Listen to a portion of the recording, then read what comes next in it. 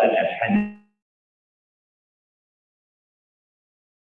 downtown Philadelphia on a Wednesday evening. So we're on the front line. I'm feeling cautiously okay about Pennsylvania. In Pennsylvania, early balloting requests are down 90% for Democrats. That is a very, very positive sign of how it has to be because of this pandemic. Now we have 265,000 more registered votes better in just a couple of years. I think Turning Point actually wants to credit for that, and thousands of voters that we are registering, the work that we are doing.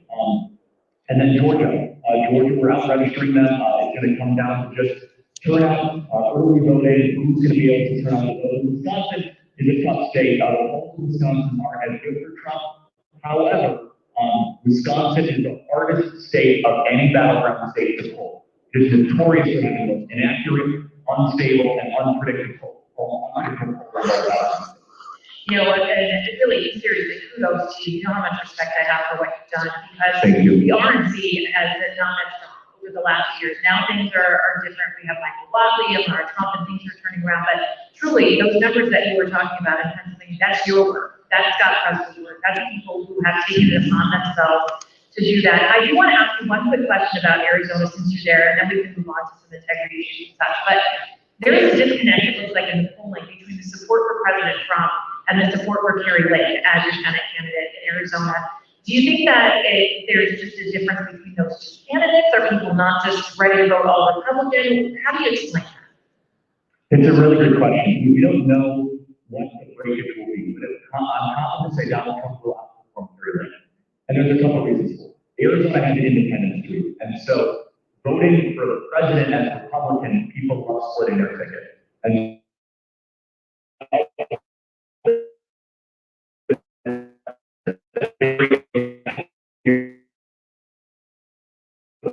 right now, favor a Republican generic president. They're like, we need a Republican in the White House, but maybe we can keep the Senate Democrat. So some of it's not a cut by Carrie Lake. The other part, though, is that Ruben Gallego is spending hundreds of millions of dollars through outside government, $10 million flooding there. The Democrat Senate candidate, they're $100 million per country. And it's very hard for Carrie Lake to get on television. It's very hard for her to get a message out. Very hard for us to be able to compete, and just to be able to buy inventory and to get the persuasive type message out there. So that's one of the reasons why we're seeing that. But this is very important for your audience to know. In every single state, Pennsylvania, Michigan, Wisconsin, Nevada, Arizona, 5 states will be having important Senate races. Montana will be the critical Senate race. West Virginia, people think where this is not the case in Maryland. It's Larry Hogan, and I hope you listen, he's always a moderate. In every state except Maryland, Donald Trump is significantly outperforming the Senate candidate. And so there's some people that say you just have to move on from Trump. Trump is not the answer. Trump weighs down the ticket. Actually, Trump boosts the ticket. Trump is significantly more popular. Without question. All right, so I get asked 2 questions. The first one that I get asked is that does it even matter if we vote because are the elections even safe? I know that we both want more election integrity, and I know that we think the RNC probably could have done more in the last 4 years. But do you think there are any positive notes? Do you think that we all need to be on guard?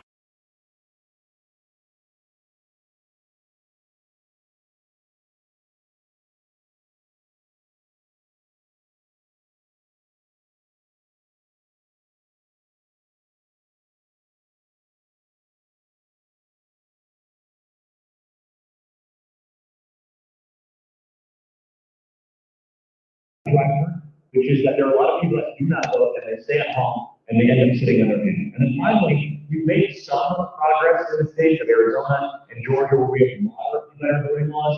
But to answer your question, no, we don't have perfect elections. We haven't done all the work that is necessary. So we have a choice. We can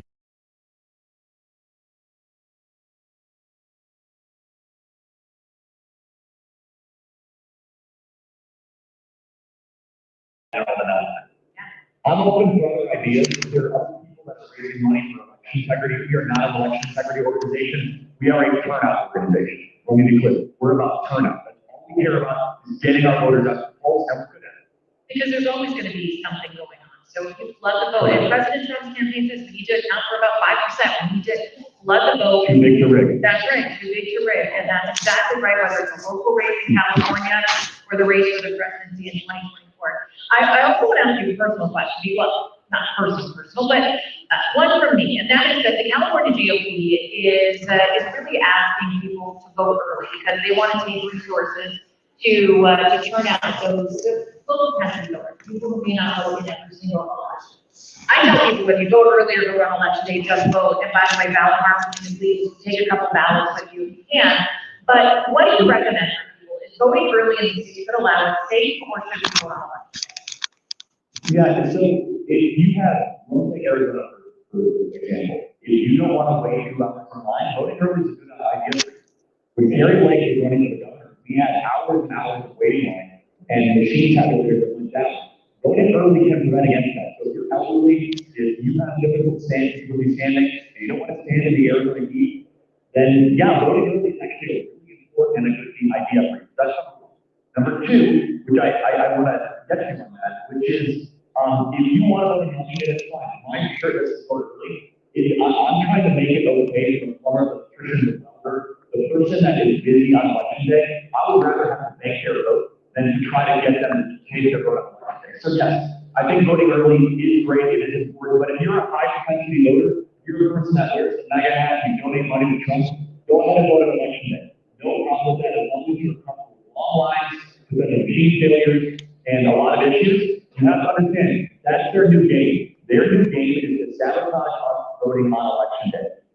We've seen that before, we've seen it since, so we have to adjust and adapt our game. And if it's setting it up like this, Jennifer, you don't want to talk about issues, we're not talking about candidates, we're talking about like methodologies of voting. The way we do voting in this country is so broken, it is so twisted, it is so backwards, and it's a major problem. It doesn't need to be totally simplified. All right, let's talk about Turning Point USA and Turning Point USA, because I want to highlight some of the things that you've been doing in those battleground states. Incredible program where you're asking people to come in and chase ballots when voting time starts. These are things that anybody can do from anywhere in the country. So let's talk about some of those actionable items from Turning Point. Yeah, the number one thing you have is called Commit 100, where you commit to wanting to drive turnout of 100 voters in the early voting period.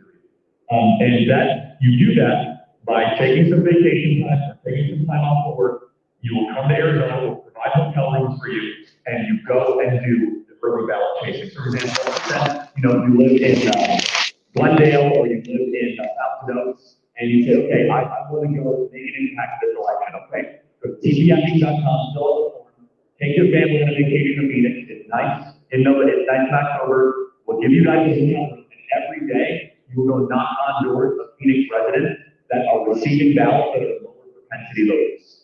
We need to put you to work. We want to put you to work.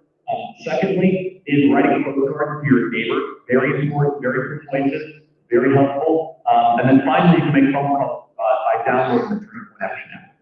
And I want to make it very clear, and I'm actually starting to do this myself. I mean, we have platforms here, but I've been writing a postcard and setting up a whole, I've been making phone calls myself because we all need part of this process, Charlie.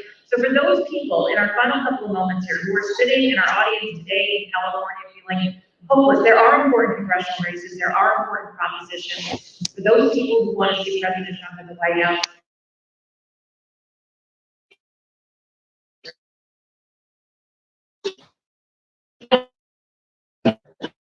yeah,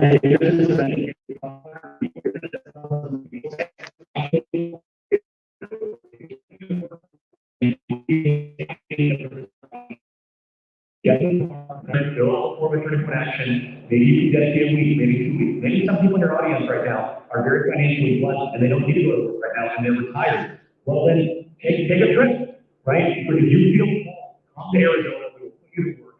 I'm all for saving California, but if you don't save America, then we won't save California. And to save America, we must win Arizona.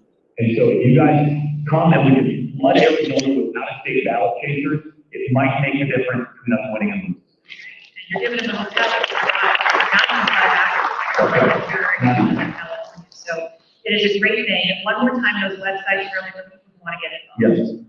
It is tpaction.com/100. Super easy. It's tpaction.com/100. And I'll make it even easier for you. If you in the audience can email me freedom@charliekirk.com, email I plug every day on the radio, we'll just forward you the email. We'll make it super easy to the team. We'll forward it to the email me freedom@charliekirk.com. Say, I want to go chase ballots, freedom@charliekirk.com, and we'll put you away. Charlie, we thank you so much for what you're doing. We miss you today, but we thank you just for doing it. Absolutely, Charlie.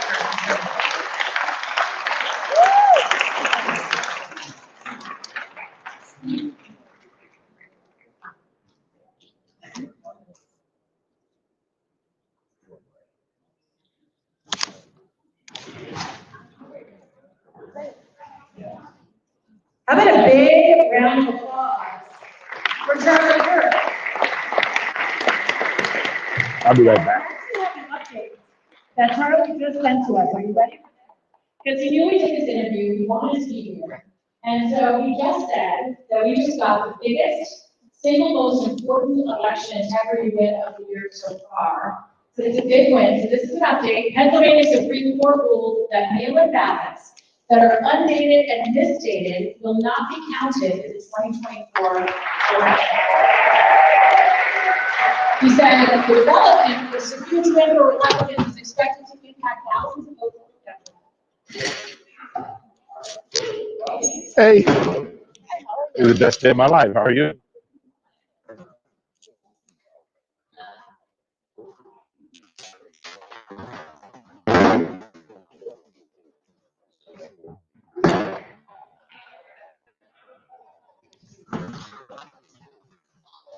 Where's the closest restroom here? Downstairs or closer? Which one's closer? All right. Hey. Baby.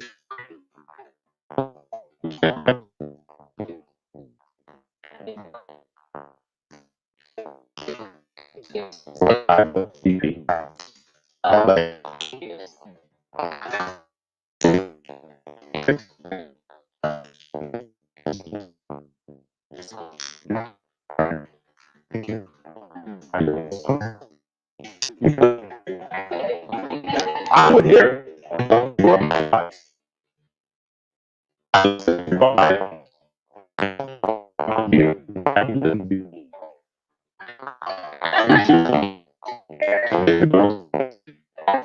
No, yeah. As long as we can.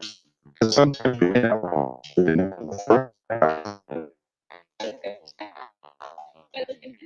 so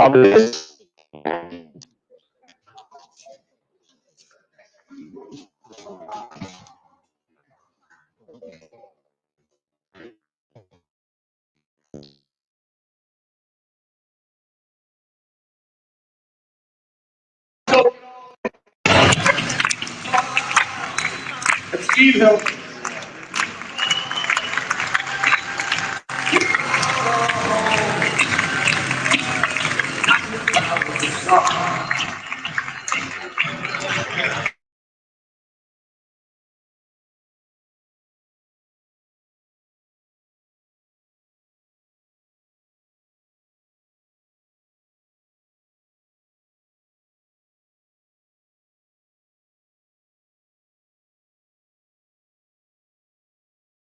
Well, in the U.S. visit since 2021, and it's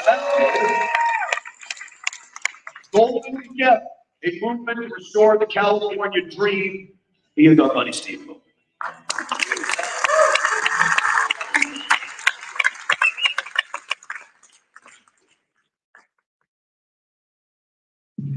Oh, yeah. Larry Elder, the New York Times bestselling author, award-winning documentary.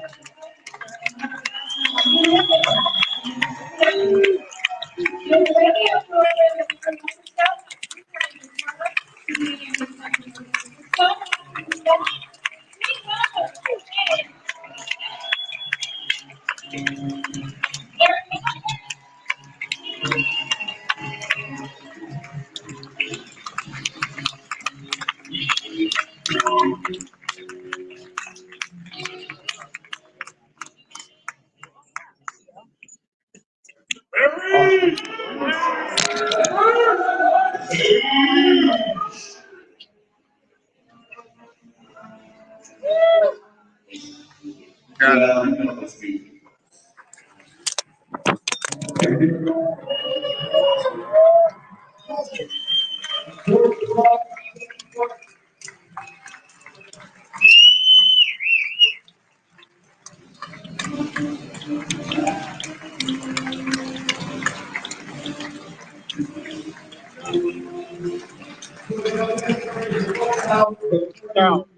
No problem.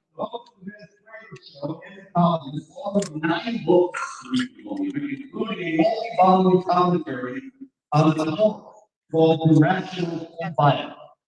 Prolific writer he is. He is known as one of America's most respected conservative thinkers, and we're lucky to have here, Dennis Straits.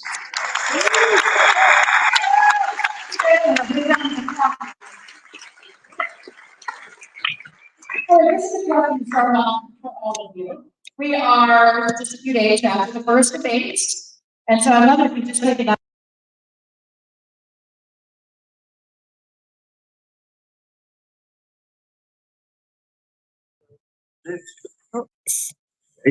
There we go.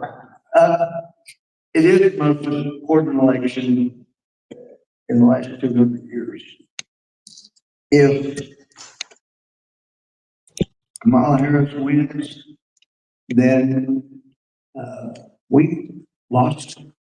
There will be no conservatives, no Republicans expected to be elected unless they sell out to the other side. The DOJ, including the FBI, the intelligence agencies, the State Department, most of them, Homeland Security, they've been weaponized. And I heard people, and still hear people say, we needed somebody as a candidate that did not have Trump's baggage. What they don't understand is it wouldn't matter who our nominee was. They were going to have baggage. Back in March of 2016, there were people at the DOJ looking at Ted Cruz to see, well, just in case he gets it, we may need to come after him. They were going to add baggage illegitimately to whoever our candidate was. And thank God we got a candidate who has withstood everything they've thrown at him, including another. And he's told me privately, he's told you publicly, we have got to clean out the government. And people say, oh, he wants to weaponize it. No, he wants to clean out the weaponization that's already occurred. And that is why this election is so important. And I do think he's more ahead than people say, but it doesn't matter that he wins. It matters that he is declared the winner when he wins. And that's why we need more people volunteering, more people acting as monitors, more people getting out voters than ever have before. As President Trump said, it's got to be too big to rig. You know, on that point, I've heard from people inside the Trump campaign, very close to President Trump. I talked about this on the radio, that said they really are very concerned that the staff is very.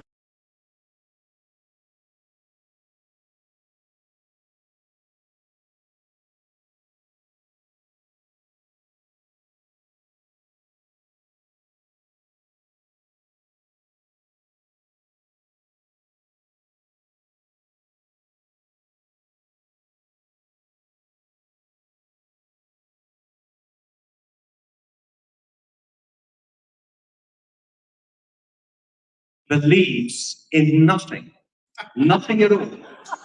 She will do or say whatever is politically expedient. Right.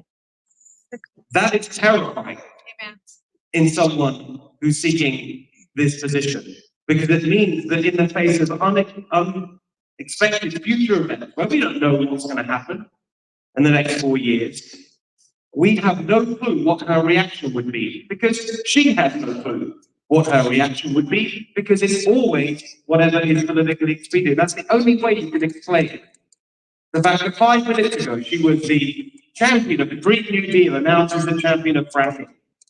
5 minutes ago she was bailing out rioters, announced she's going to be tough on crime. It is totally preposterous. And by the way, you can see how ridiculous it is when you compare it to other politicians. Of course, it's true that sometimes political parties or political leaders want to change, right? They change to changing circumstances in the world, or changing political realities. And we've seen that before from real leaders, whatever you may think of them. We saw it actually here in America. In the late 80s, early 90s, Bill Clinton believed that the Democratic Party had gone too far to the left. And so he patiently and in a committed way argued for the Democratic Party to come more to the mainstream. He spent years doing it. There were organizations behind it, making speeches and going around the country and arguing for the change. You saw it in the UK with Tony Blair, who believed that the British Labour Party had gone too far to the left, kept losing elections. So for years, he took on the left in his party and argued for the changes that would make the Labour Party more mainstream. Now, I'm not saying I agree with either of those politicians. They're on the left. But those are examples.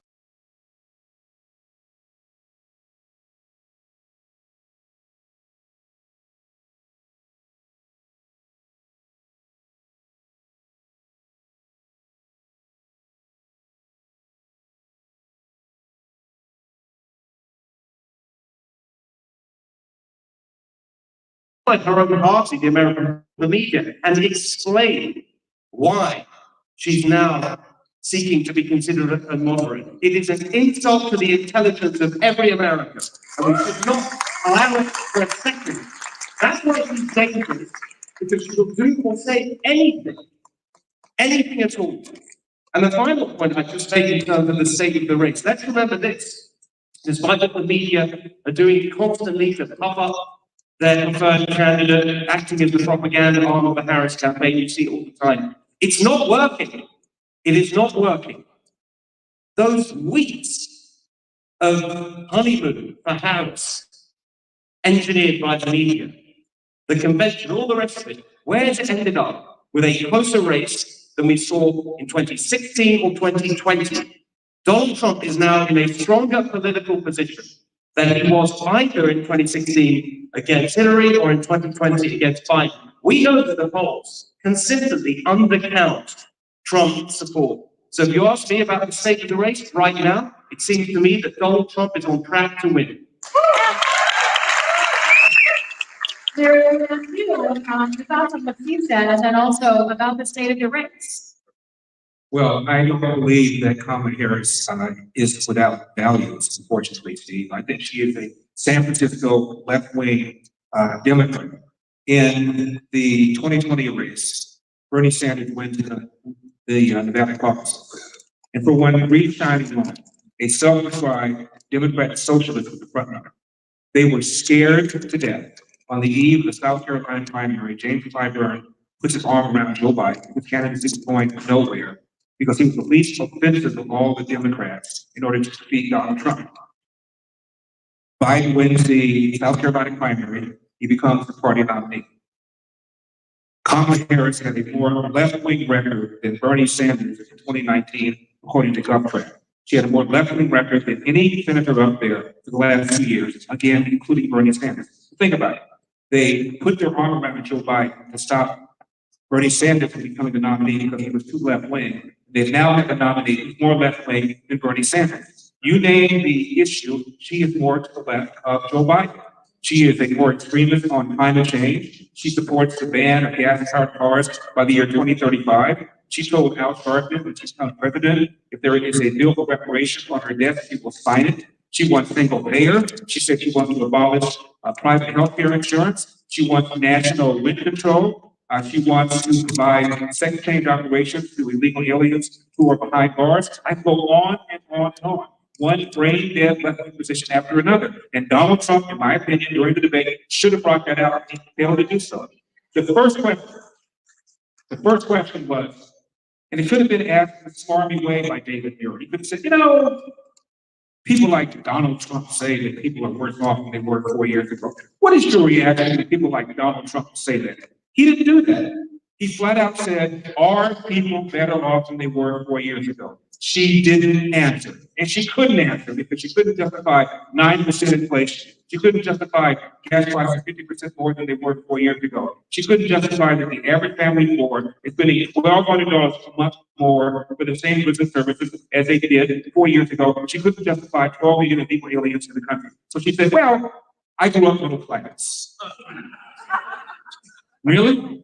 Father was a economic professor at Stanford. Mother is a biochemist. She had a live-in nanny. That's middle class. And what Donald Trump should have said, and I'm watching the debate, I tweeted it right away. I said, I got a non-answer answer to the most simple and most important question of the campaign. Are you better off?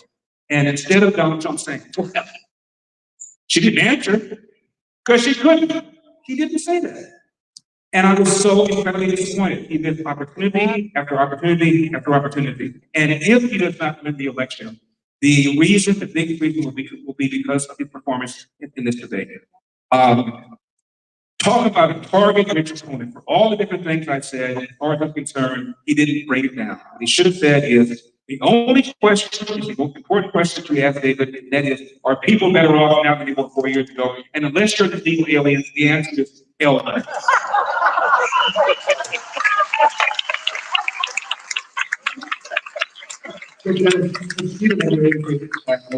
About President Trump is up in the polls. I actually believe, I think he's up 10 to 15%. I think the polls don't show it. And everywhere I go, even in the airport today, anecdotally, I only meet people who support President Trump. I don't ever meet how to support Uber drivers and that. So I don't know where the support is coming from. Where do you think the state of the race is? I don't know. The question is, does the state of the race matter if they'll cheat? You would wrote a book, I don't know, 20 years ago. If it isn't close, they can't cheat. And that's, unfortunately, if that was true then, it is true now. It is regarded as obscene to even suggest that there was any cheating in the last presidential election. But it's no judge has ever allowed a courtroom to hear evidence in that direction. And then they always say, well, all these judges throughout the case, yes, but they didn't allow the cases to be heard. So that's one if. You know, I just want to say, this will sound bizarre, but I'll say it anyway. I would be happy to just listen to these three. I know I'm expected to speak, but they're still good. I'm a fourth one to speak, and I just want to say that. I have no axe to grind. I don't want any favors from it, but it was just such a joy. But it's an interesting debate here between Steve and Larry. Does she believe in anything? And then Larry gives superb evidence that she is among the most left-wing of our listeners. So you're both right, in my opinion. She is exactly what Larry described. But I also do believe she doesn't believe in anything. I know it sounds odd. How can one be both? The reason she takes the positions that she does, Larry, is not because she, I think you'll agree, but you may not. But it's not because this woman, studied Marxism, even though it's reputed that her father was Marxist, and just lies in bed at night and thinking, how else can I bring down my society? Like, for example, charge groceries with price gouging. I mean, do you understand the radical nature? I just want to make that clear. The radical nature of the suggestion that the government should set food prices. By the way, I feel a little vindicated. Early in my career, which is now 40 years, or early in my career, I always asked, if we are going to have single payer or government socialized healthcare, why didn't we have government socialized food? Food is more important for health than healthcare because most people don't meet a hospital for most of their lives, but you need food every other day. So I've never gotten an answer to that. If the government can control healthcare and do a good job, then why shouldn't it control food and do a good job? But there's no one in this room, and there's almost no one in America who believes it would be good for the country if the government distributed food. Then why is it good if it distributes health? There is no answer to that question, I believe. No answer. And there, I have to say, this, I'm very obvious, open about how I feel about things. And I gotta tell you, I would not have watched the debate if I didn't have to for a living. I knew I would be depressed, and it's almost impossible to depress me. He was that bad that I was depressed. He should have slaughtered her. She did nothing. She answered nothing. She lied constantly. How does the president say, this is a lie, that I said that there were fine Nazis? And you look at Sean Hannity and Laura Ingraham. Is he kidding? That's how he's going to convince an American that it's a lie? How about Snowden? Does he not know that the left-wing fact-checking Snowden said it's a lie that he called Nazis fine people? Does he not know that? I'm curious. I want to know, do you know this? To use right-wing sources as a vindication of yourself is pointless. Of course I love the man. Of course I want him to win. But he's deeply flawed with his deep greatness. I don't believe great men have great flaws. You know why? Mediocre men have great flaws too. So it's a pointless statement. Everybody has great flaws. But anyway, it is what it is. I don't think he was killed because she was nothing. She was nothing. The fact that she could actually utter a sentence made the Democratic nominee for president look awesome, Shakespearean. That is the criteria for a Democratic candidate for president. Once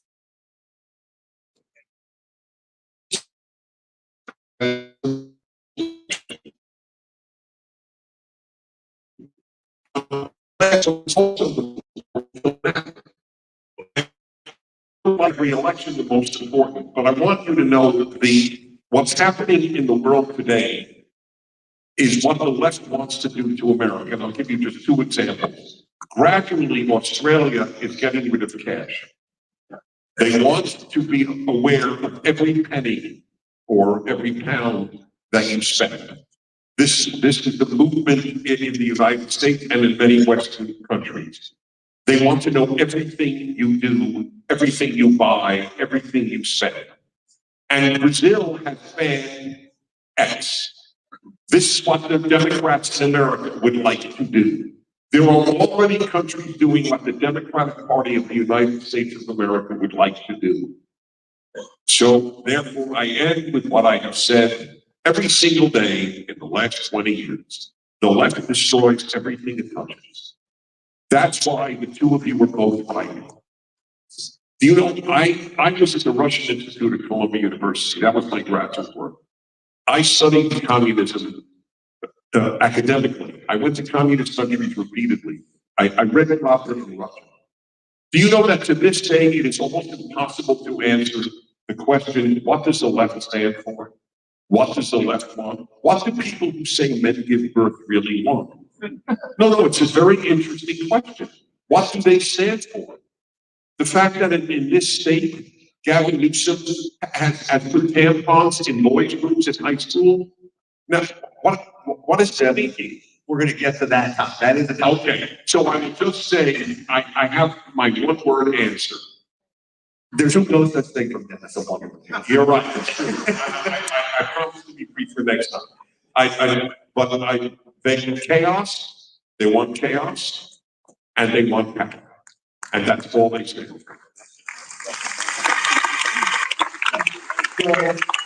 I mean, I'm usually the heavy on the radio show. I'm going to cut the callers off. You don't knows all about that.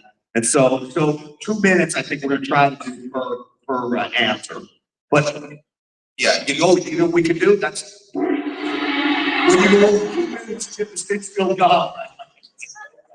Larry, I wanted to follow up on Dennis's assessment of President Trump.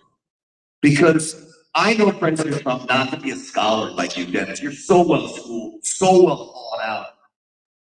You know, I grew up in New York. I live in Texas now, and it's a different deal. President Trump's a flamethrower. he shoots from his hip, and in many respects, that's what people love about him. So he didn't do as well because he's not schooled like you. Larry, I thought maybe you could talk about President Trump. His performance during the debate, doesn't matter. Your thoughts following that. Well, before the debate, I went on the air and I talked about what I wanted him to say and how he should say it. He didn't do it. But I also said this, it really doesn't matter what I think. It doesn't matter what CNN thinks. It matters what the handful of undecided voters between states think. That's all that matters. Media Research Center, I looked at ABC, NBC, CBS. They don't have the same power that used to have, but they're still very powerful. About 30 million viewers every night. What they say feeds into what other news cycles say, so they're still important. 85% of the stories they've done since Kamala Harris became the right nominee were positive for Harris and for Walz. 93% of the stories of Trump fans were negative, and ABC was the worst. Of the 25 stories ABC did since she became the nominee, 100% of them were positive. And ABC, unlike CBS and NBC, is the only one of the three that never described her as a liberal or even a progressive. So we knew that coming in. The question is, what did people who weren't paying attention to politics, the so-called undecided people think? And however I feel about his performance, what I can tell is it didn't seem to matter. Reuters did a group of undecided voters, and the majority of them were more likely to vote for Trump than before. New York Times, same thing. They were more likely to vote for Trump than before. So it doesn't appear to have moved the needle one way or the other. But if Trump had done, in my opinion, what I said, focus on you are worse off because of the borders, because of crime, because of the illegal aliens in the country, because of the crisis, I think it would have moved the needle in his favor, but it doesn't appear to have a whole lot to say. And finally, Kamala Harris had her first sit-down solo interview with the local broadcast in Philadelphia. And he asked her, name 2 things that you have positions that are different from Joe Biden. And she said, well, I grew up middle class.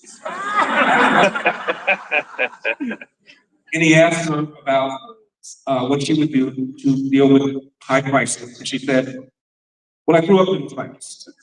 So she still hasn't answered the simplest question. And again, I think at the end of the day, no matter what I say, no matter what the left says, people are going to vote for what they perceive to be in their best interests. And people were better off 4 years ago than now. I still think that ultimately going to be the test. Thanks, Larry. Steve, I think the story is that we talk about Trump's performance and Kamala's performance, but the real performance we should talk about is David Muir and Lindsay Davis at ABC News. I mean, it seems to me that they were pretty heavy-handed, fact-checking Trump. Do you think that the American people are waking up to that media bias? And is that maybe why those of us close to this world of politics are saying that Trump could have done better, but maybe the American people are saying, hey, I'm going to vote for him anyway? I think that's one of the reasons for what Larry's just been talking about. By the way, Larry, just to be fair and give Kamala Harris her due, she really did in that interview answer the question about what she would do to help people with cost of living, because it wasn't just that she grew up in the class. Remember, she said she had a lawn, and people were really proud of that lawn, and that's really good. Hey, a reason that there's a problem, people can't afford a house, never mind a lawn, thanks to their ridiculous policies. For goodness sake.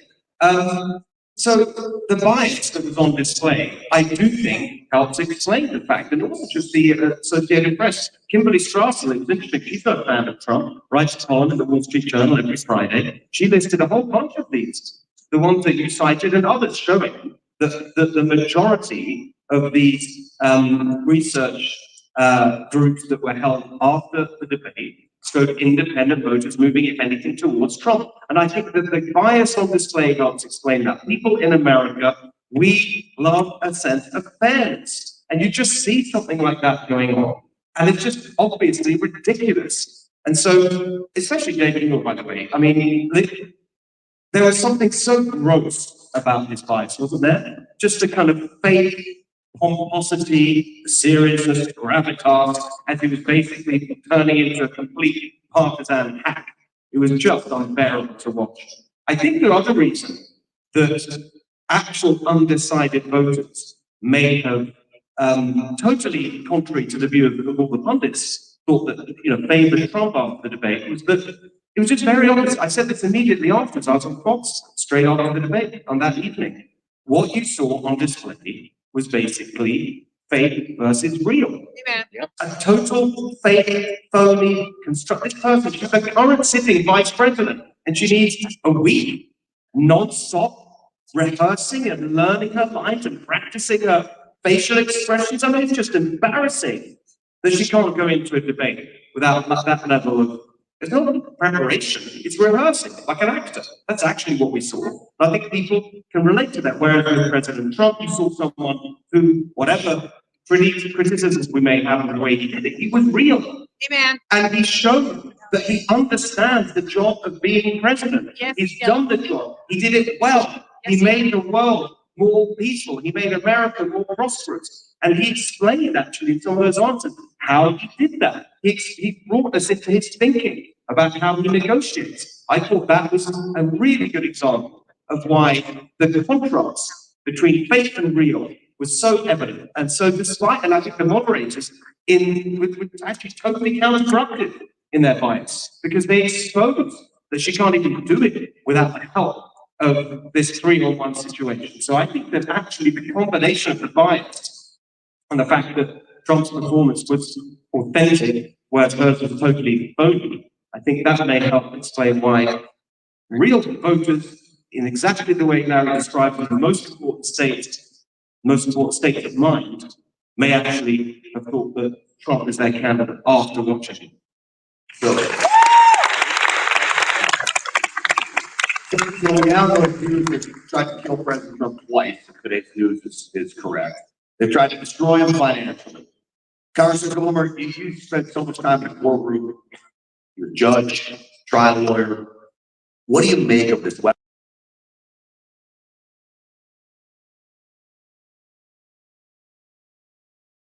We've seen happen in third world countries around the world. You see it even today, Maduro and Venezuela. We're all over where you have a totalitarian government. If somebody tries to challenge that, then they are indicted or they're just arrested on some bogus charge. And if you look at Jack Smith's latest indictment, as I have, he's saying that this guy wanted so badly to stay in power that he was willing to lie and say false statements about how he really won the election or there was fraud in the election. Well, guess what? There was fraud in that election. And you can talk about, Bill Barr, unfortunately, took his lead from some of the establishment in saying early on, right, gee, there was no problem with this election, very secure.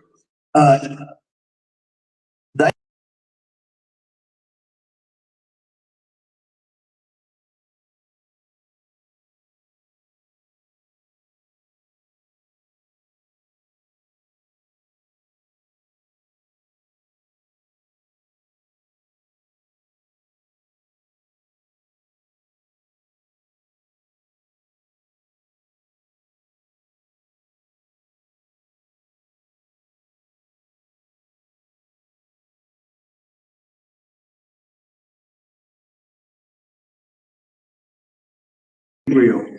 I feel like a donkey at the Kentucky Derby. Comparatively, I don't stand a chance, but this company is wonderful.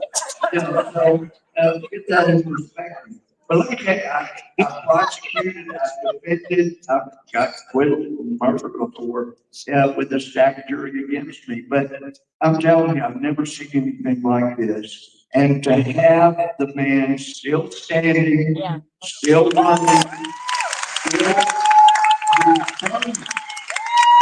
And we sat down and had this conversation, and it scares the establishment.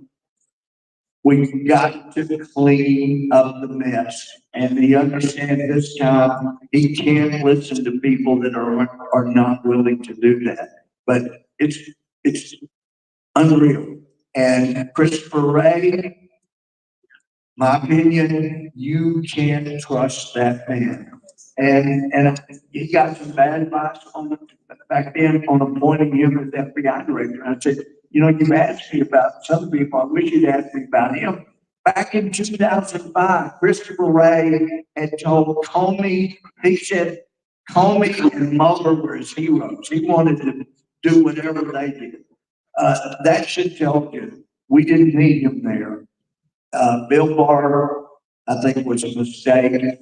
Jeff Sessions, I love the guy. He was overwhelmed, but the establishment, the leftists in the Department of Justice, and the way they have used pretrial confinement as a weapon is absolutely unconstitutional. Every court that's taken it up, you can't use a pretrial confinement as punishment.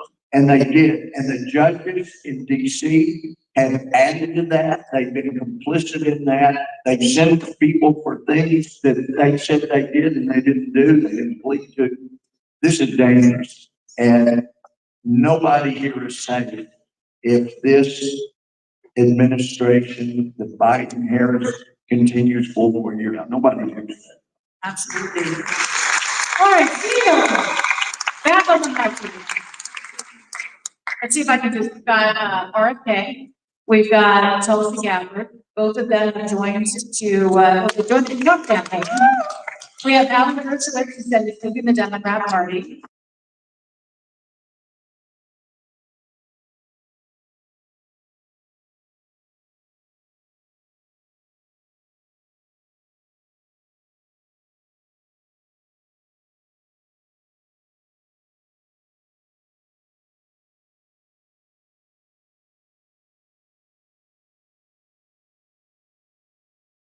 May I just address the donkey in the room?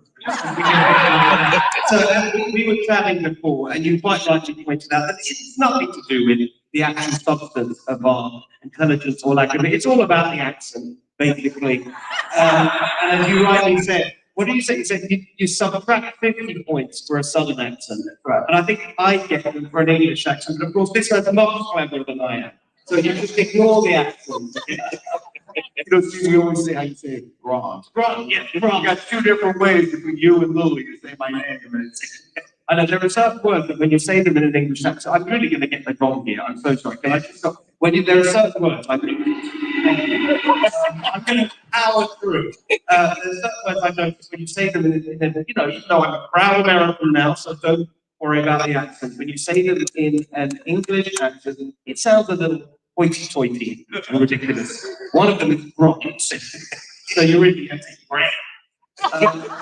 And the other ones, by the way, I know we're going to get on to California issues later, and the big issue that I speak about a lot because I'm on the road in California is water. We have the big problem with the ridiculous mismanagement of water in the state, but you don't say water. Doesn't sound quite right. You've got to say water. Give me water for our farmers in California. All right, sorry. To your question, one of the things that we've been working on at my organization, Golden Together, is water. And I'm proud to say that from the beginning, when I started this group about a year or so ago to focus on the issues facing us here in California, I wanted to have the best people and friends and people who had the interest of California at heart and wanted to see the California dream restored for everyone, wherever they came from, whatever their background. And one of those people, who's now become a very, very good friend, my partner in that effort, was at the time, about a year ago indeed, Gloria Romero. And I was so proud to be able to host Gloria Romero. We put together an event in Sacramento just the other week. I invited the leadership of our party here in California, the Republican Party, Jessica Malak-Batson, the chair of it, Kevin Kiley, fantastic member of Congress, and the one Kevin, and James Gallagher, a few other people there, to welcome Gloria Romero to the Republican Party, and as a proud supporter, not just of our party, she announced that she was endorsing President Trump, and now I would like to invite all of you to welcome Gloria Romero up here. Thank you, friends. Come on, Gloria. Thank you. Thank you for saying what the heck is California. This is people like Gloria understand that we need the direction, we need change in California. Thank you, Gloria.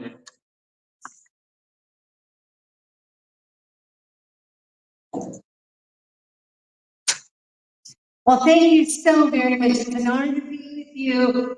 This is my first event. It will be the first of many to come. And I just want to say that it's been a journey. A lot of people ask why. You know, why did you become a Republican and a Trumpista? Because you know, I will tell you, if this were a Bush, I wouldn't be here. If this were a Romney, I wouldn't be here. If it was a Cheney, no way I would be here. I will tell you that as a Latina, I represented East LA. We have the greatest regard for President Donald J. Trump. Because it is about the economy, and we have suffered from racism.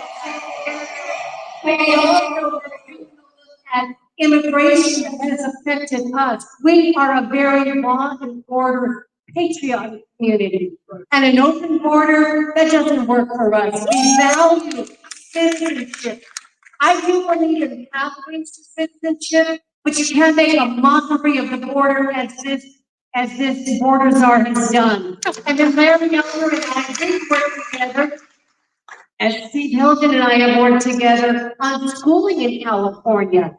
Did you know that the border czar, Kamala Harris, her hometown of Oakland, California, 75% of Latino and African American students in that school district do not read at basic.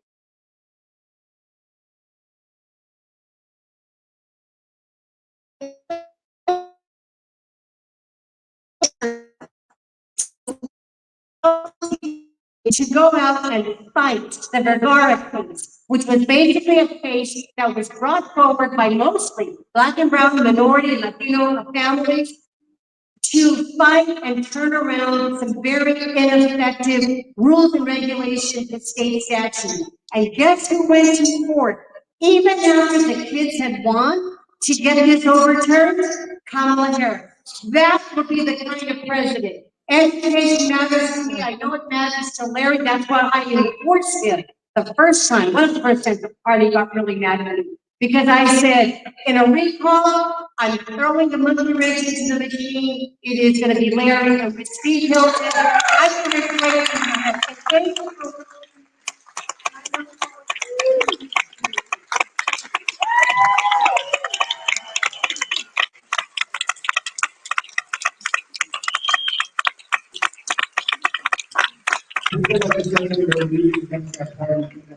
Really how big it is, and it makes a big difference as we move forward.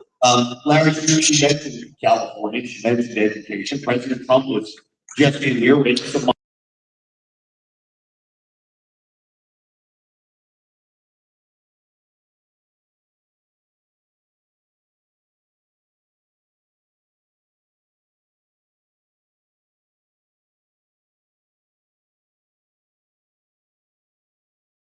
Stay here.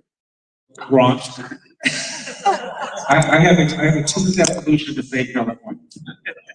Deport the Democrats, keep the illegal aliens. The honest answer to your question is California hasn't hit rock bottom.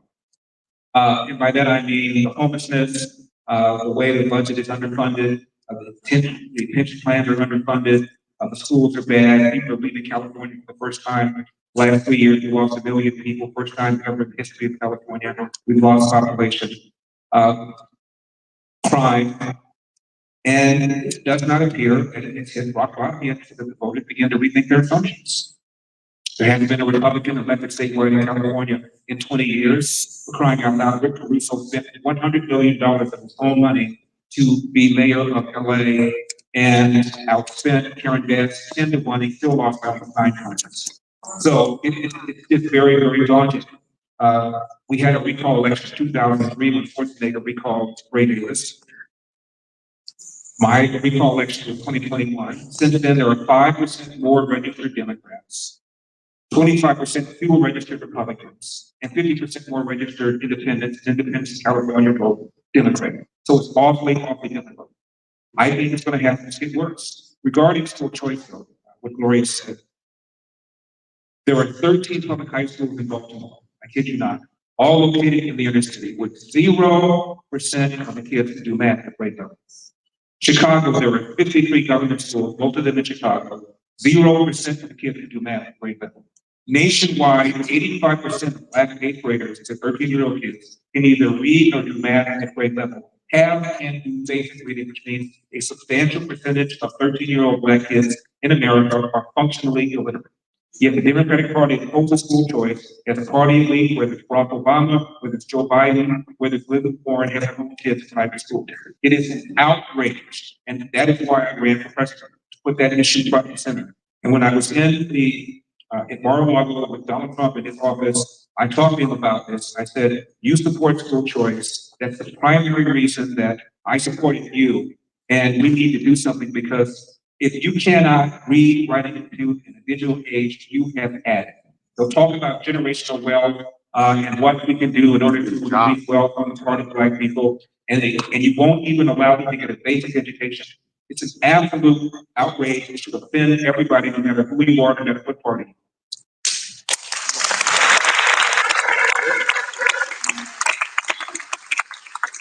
Now, this guy right here has a happiness hour. How many of your fans to happiness? Always, always. Dennis, I know that you give a lot of thought to people, their behaviors, what makes people happy, what makes people thrive. In California, one of our greatest issues, besides crime and the economy, is homelessness. If you were able to take over the state, we know our elected officials have failed us. What is the Prager plan to help solve a problem that is really complicated and lives within a lot of greater and not a lot of black and white issues? Well, you want me to be brief? I can. You don't allow people to live on the street. Individually. Yeah, that is all you have to do. That was what was done to clean up the state, right? When there was a convention, when there were foreign official visits, Parisians did it for the Olympics. Why were there no homeless when America was poor? There were fewer homeless people during the Great Depression than during the years of affluence we have had. It has nothing to do with affluence. It has nothing to do with poverty. It has to do with a society announcing that if you are dysfunctional, you are normal. If you are dysfunctional, it is society's fault, not yours. I'll end with a line. My younger son, I have two sons, and I do a fireside chat each week for Prayer U. And I almost never have guests, maybe twice a year. But I had my younger son on last year, who does his own podcast from Pennsylvania. And he's 30 years old. He was an addict until 7 years ago. He was born, his late mother and I adopted him the day of his birth. We did not know his birth mother was a meth addict. And in any event, he got sober 7 years ago. And he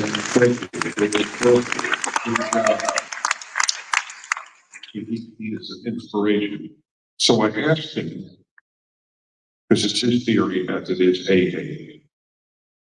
alcoholics, that you can't turn your life around until you hit bottom.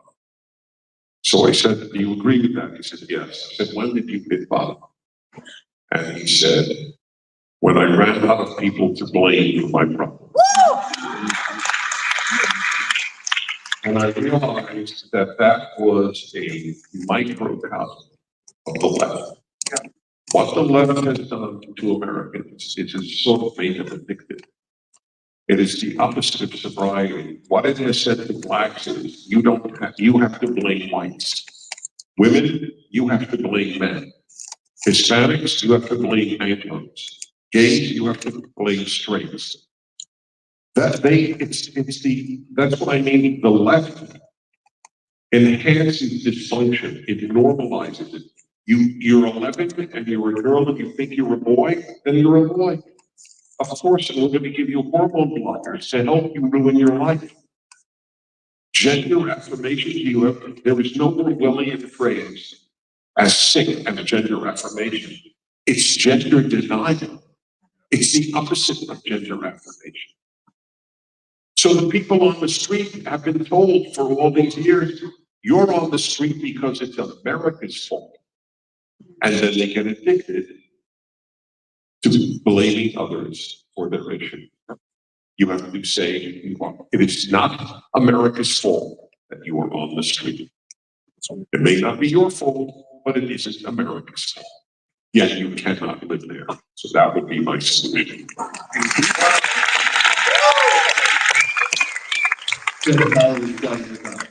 Father of a 15-year-old. I can only imagine what it's like to have to go through that and also tell. So thank you for telling that story because it's powerful from a person. I want to say one other thing, and this will be I promise to be under a minute, because I can't help myself trying to help people. It's really, that is what motivates me. It's why I have a happiness hour, among other things. Many parents believe you cannot be happier than your least happy child. This is a common phrase. And it's not true. Happiness is a choice. Amen. And if you have a miserable kid, you cannot allow your happiness to be held hostage by that child. Amen. And I lived that during a very difficult period. I lived life. It was a pain. Every night I went to bed, I would pray. I kept my phone on. I never put it on vibrate in case he would call. But I lived a full life. You cannot allow your child to hold your happiness hostage.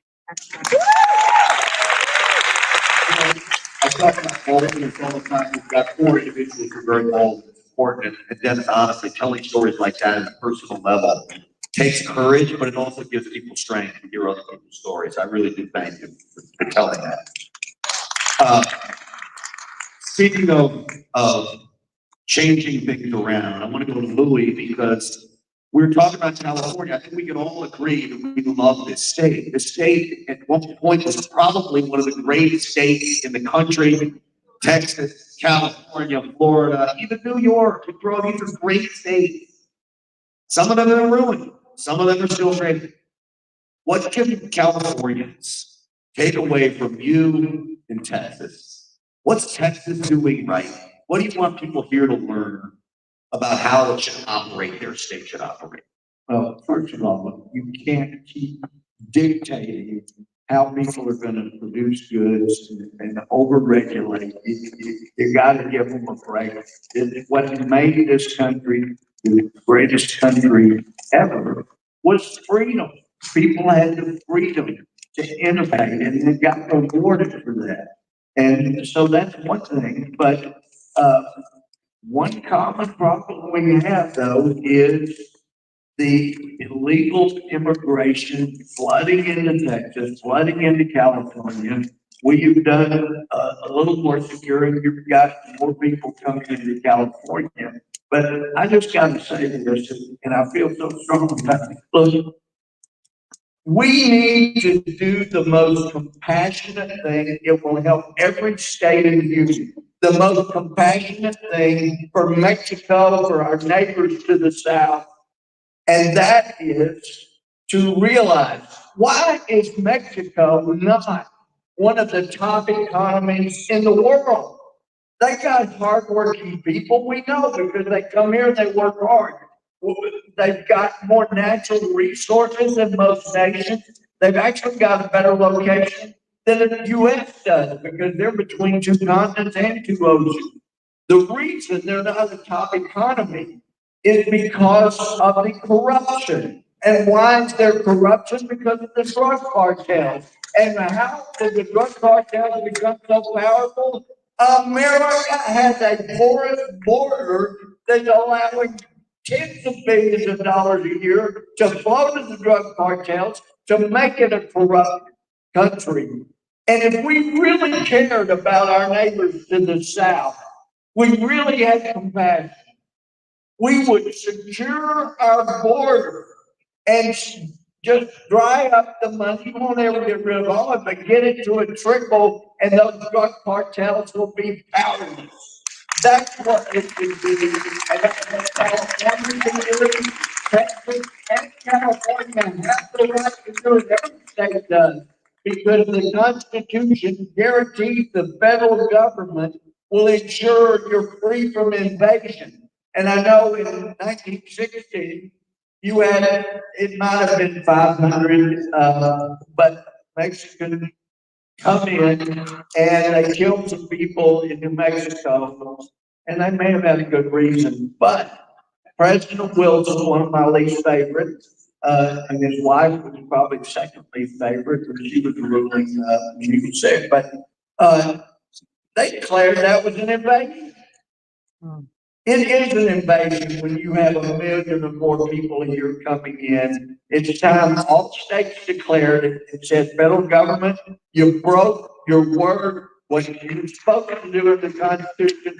So we'll do it right here in Texas, New Mexico, Arizona, and California. That would be compassionate for the people of Mexico.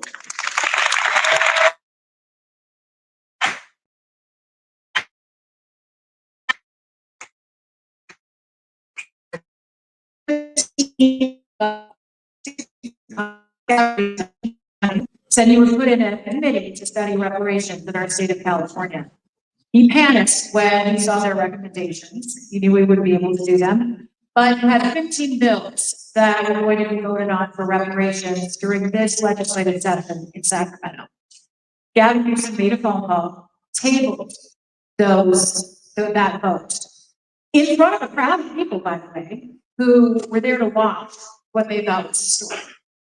Democrats will stab people in the back if it is not politically expedient for them to do it. So my question is about this reparations package in California, because eventually we will get there. And also Democrats making promises that they know they can't keep to groups of people who are really excited to hear those promises. It's me. I'm the reparations guy. There was a proposal to give $150,000 for down payment for illegal aliens. So I've changed my name to Hilario Eldorado.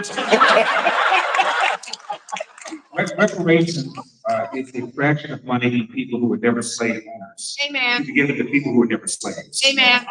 Remember, I said earlier, Kamala Harris told Al Sharpton that if she becomes president, she gives the reparations bill, she will sign it.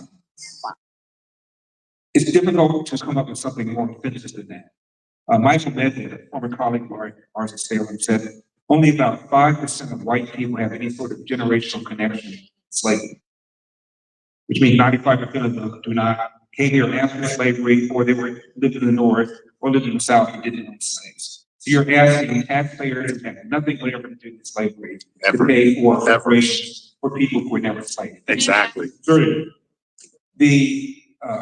There was a movie recently that Barack Obama and Michelle Obama executive produced. It was a movie about a guy named Byron Rustin.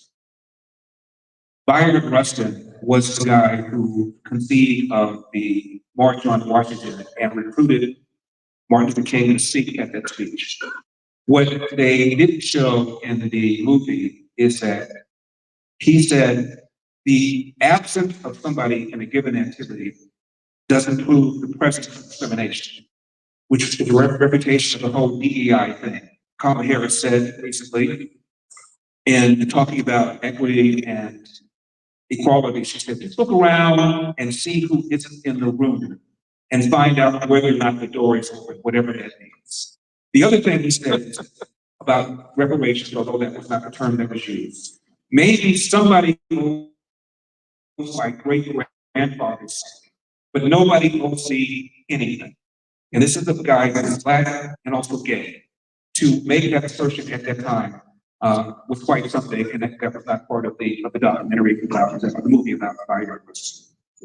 It is offensive, and it's offensive to most Americans. And one of the things that I wish Donald Trump had mentioned during the debate about her support for reparations. I think most Americans don't know that she supports reparations. Most Americans would have been shocked by it. And as far as I'm concerned, Donald Trump left again some ammo on the floor. He should have used that against. But the whole thing is ridiculous. And as you pointed out, even Gavin Newsom, after signing the legislation to set up a panel to study reparations, they came back and they said every descendant of slaves whose flag gets $1.2 million. Even he said, really? Are you nuts? So it's not going to happen. We are underfunded, what, $60 billion in California already. We're going to add, I figured out what the price of that. I think I read $400 or $500 billion would be the price tag in reparations in California. Oh, and by the way, minor point, California wasn't even a slave state.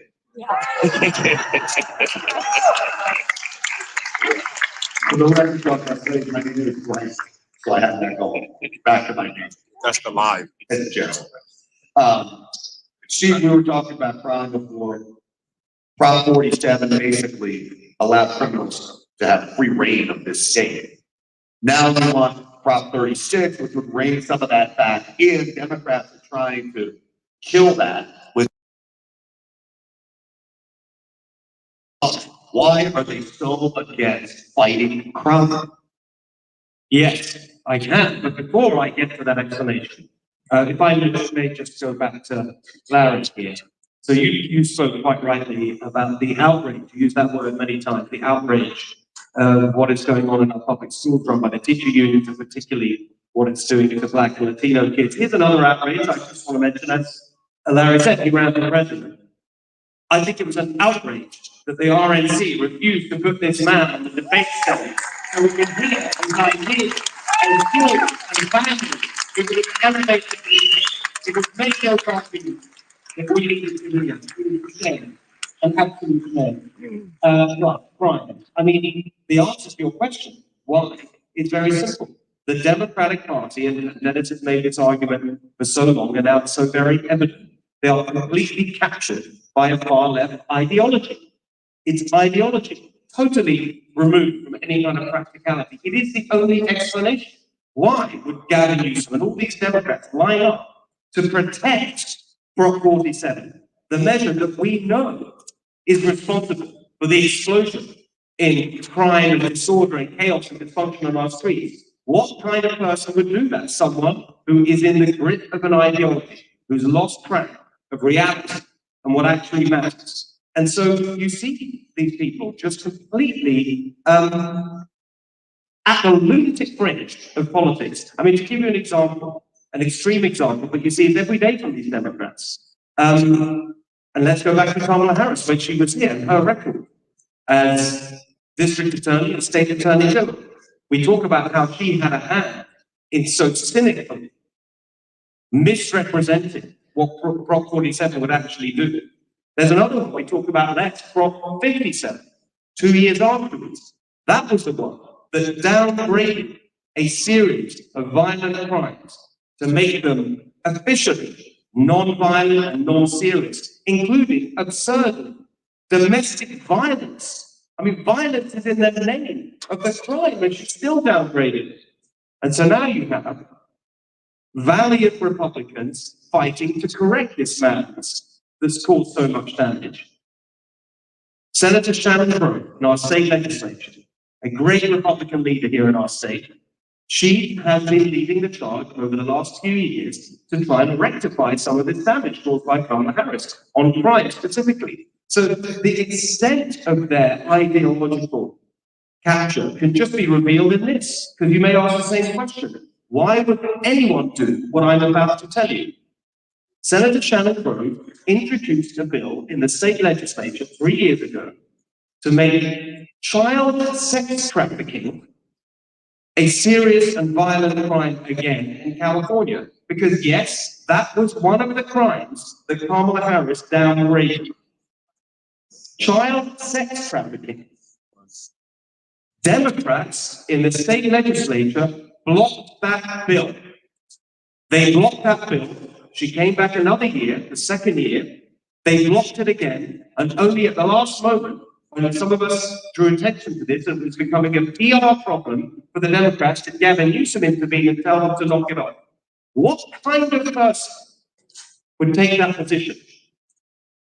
someone who is so lost in ideology, they totally lost sight of decency, morality, and the real lives of the people that they're supposed to represent.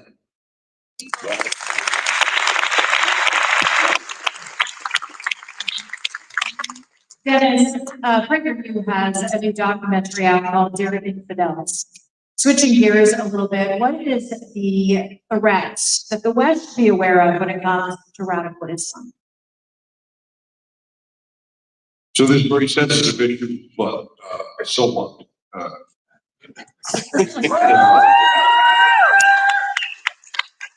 It's very important to know truth and courage are synonymous. You cannot pursue truth if you don't have courage. And so are you willing to live a lie? It would be a lie to say that we don't have a civilizational battle in the world. There is. Let me add the usual necessary caveats. There are many, many, many wonderful individual Muslims. There are many, many awful individual Jews, Christians. But none of that negates.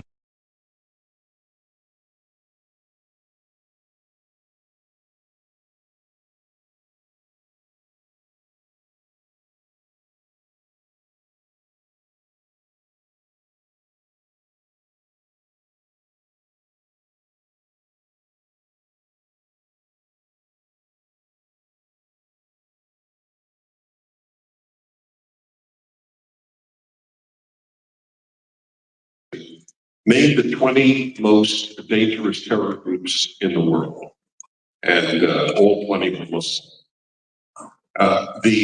About 70,000 Black Christians have been killed in mostly Nigeria in the last 20 years, all by Muslim terrorists, usually Boko Haram. Boko Haram is Arabic, or at least the indigenous language. I don't know if it's Arabic in that area, but it means Western culture is forbidden. That is the name of the group.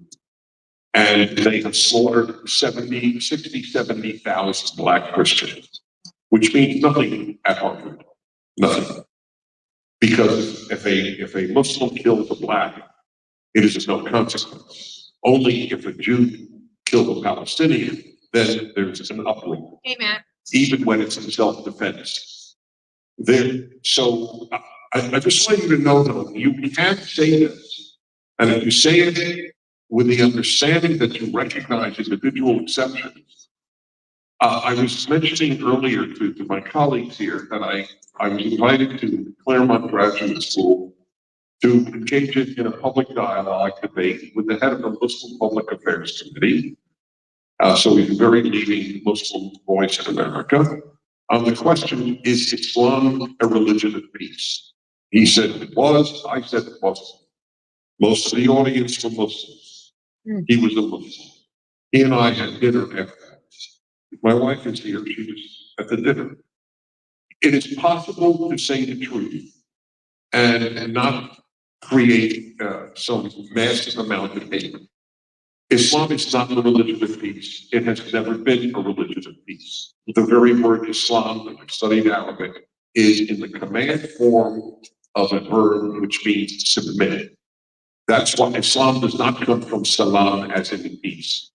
It comes from submit. That is the name of the religion, submit. There was a sword on the Saudi flag for a reason. The world is divided in Islam between Dar al-Khar, the world of the sword, and Dar al-Islam, the world of Islam. That is the way they divide the world. So yes, this has to be said. Brandeis University canceled a visit by Ayaan Hirsi Ali, who was one of the greatest humans. I was going to say greatest women, but that's downgrading her. Not downgrading to be a woman. It just makes it sound like she's only a great woman. She's just a great human who is a woman. Ayaan Hirsi Ali was born in Somalia, raised as a Muslim, underwent the terrible procedure that they do to girls in good parts of the African Muslim world. She escaped to Holland, where she was so spectacular. She learned Dutch, so when she became a member of the Dutch Parliament, can you imagine that? And then she came to America, and now she's a massively powerful lecturer in English in the United States. And she's married to one of the greatest historians in the world, Bill Ferguson. She was invited to Brandeis University, and because she said that Islam was sexist or whatever it was that she said about it, they canceled her visit. And this is the state of the university. They wouldn't debate her. They wouldn't say, gee, maybe she growing up in that world has some insights that we in Waltham, Massachusetts don't have. No, we're canceling your visit. So I'm glad you asked the question. It is important to know that this is a real issue on earth in the world today. Well, obviously, with that, we've got a lot going on between Israel and Hamas. I like to simplify things and break it down. So they talk about a ceasefire. Well, Hamas has broken a ceasefire in the last 2 decades every time. It's never been Israel that breaks a ceasefire. It's always Hamas. They talk about a two-state solution. You have to ask yourself who's going to run the second state. Hamas, the Palestinian Authority, the Muslim Brotherhood. And who is there to run the second state? There isn't anybody. So I'll ask you, Congressman Gomer, spent a lot of time in Washington, talking to a lot of these guys in foreign policy. Is there a pathway to peace here? Is there some way to get peace between Israel, who really just wants to live, and Hamas, who really just wants to kill them? Yeah, there is a pathway to peace, and there's only one pathway to peace.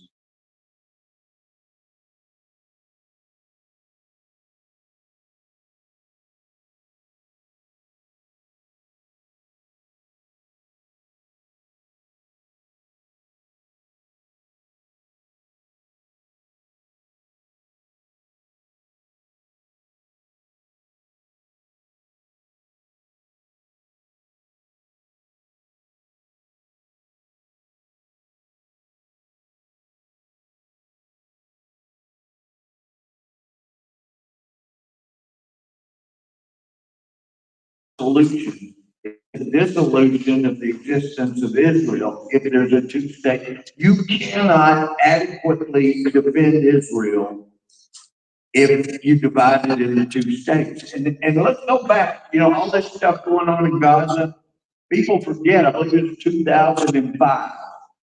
The Western powers, including the United States, and I like President Bush, I enjoy working with him, but they will put pressure on Israel to do this grand unilateral action of giving away land. And the whole world would know that Israel is the true country wanting peace if they would just do this grand unilateral act of giving away Gaza. They use their military to force Israeli Jews out of Gaza. They had magnificent greenhouses and factories and whatnot.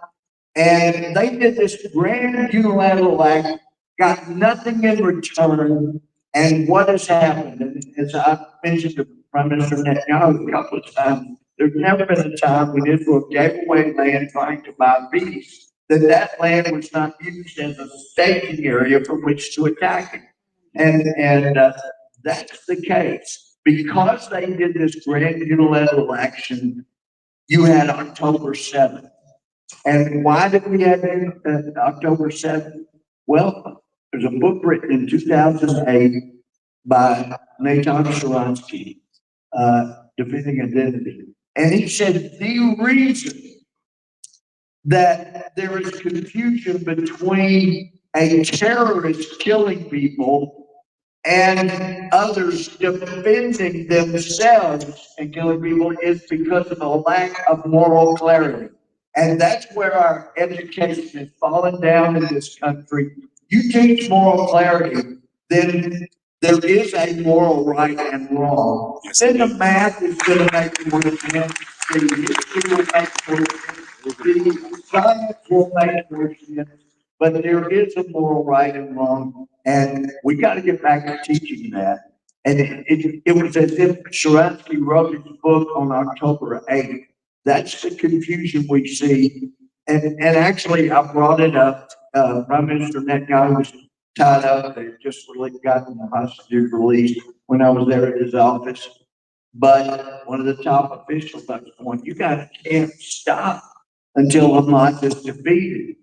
And he said, well, it's not necessarily public, but we have a poll here, and Israeli Arabs, 60% of Israeli Arabs believe they should not stop until Hamas is totally defeated. 60%. And 80% of Israeli Jews believe they shouldn't stop. So they're going to keep going until they defeat Hamas. Okay, well, let's get back to, we'll try as close to one word answer here as possible, a little explanation, but so that all of you have a chance to chime in on this. The Biden-Harris administration has many, to put it kindly, blind spots to our threat when it comes to foreign policy.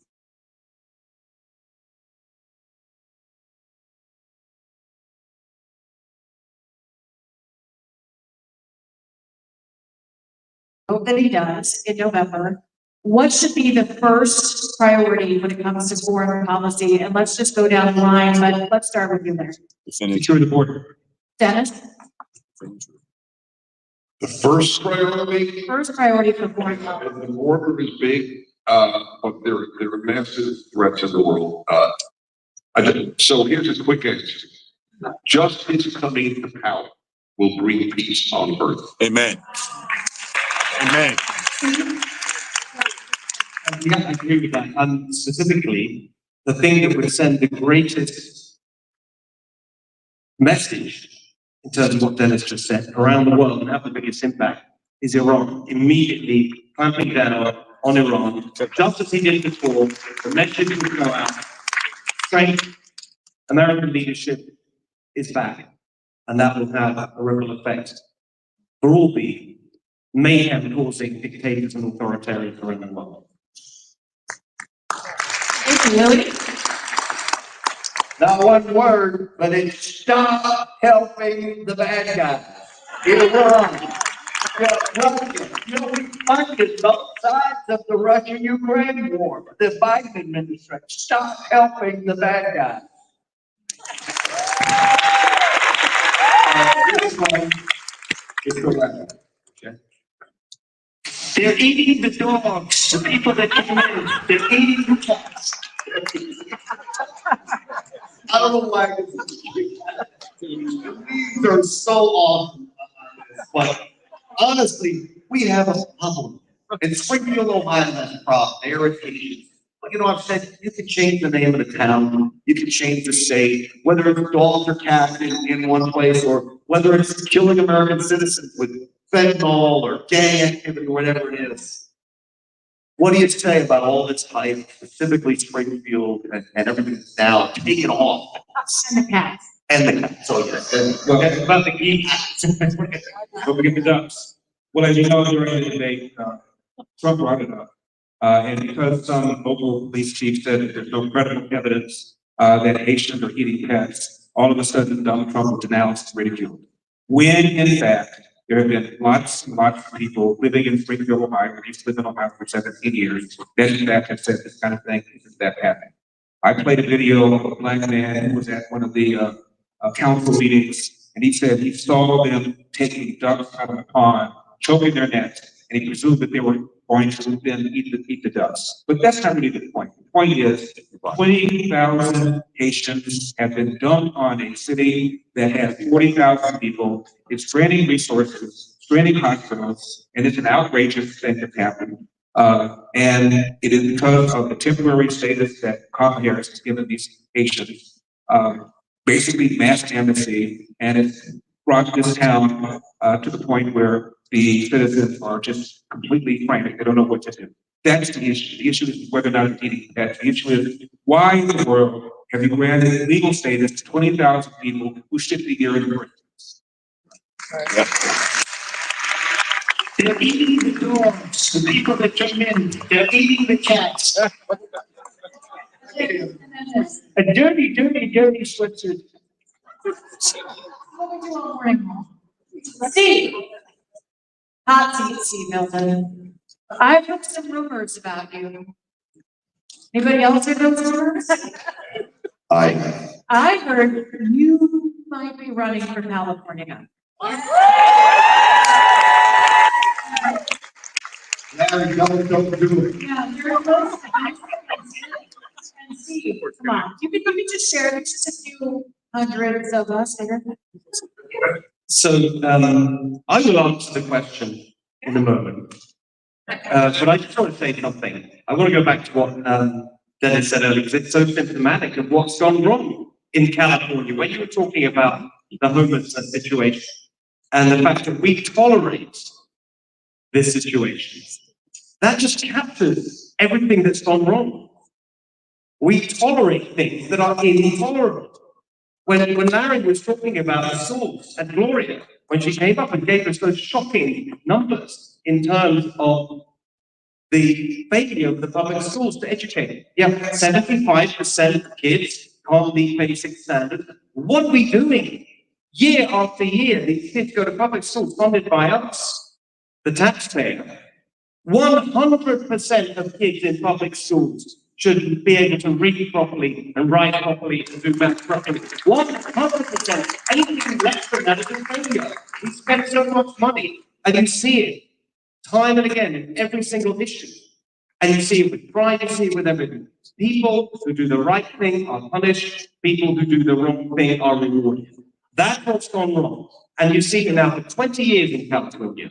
20 years now, nearly, we've had this one-party rule with these extremists. They call Trump and the Republicans and the MAGA movement extremists. How dare they call people extreme who just want those basic things, freedom, which America was built on. That's what people want. They're the extremists. And we see the results. We now have the highest poverty rate in America, these people that lecture us on compassion and social justice. The highest housing. She goes on about housing. Housing, the first big economic policy she announced. We have the highest housing cost in America here in California. It's a direct result of her policies that she now wants to take nationwide. They gave us the highest unemployment rate, the highest taxes, the worst business climate 10 years in a row. It's a total failure on every front. By the way, we're paying for this. Did you know there's an amazing number that we found when we were just doing the research for our last policy paper, pulled them together. The budget of the state of California, your money, in the last 10 years, the budget of the state of California after inflation has doubled.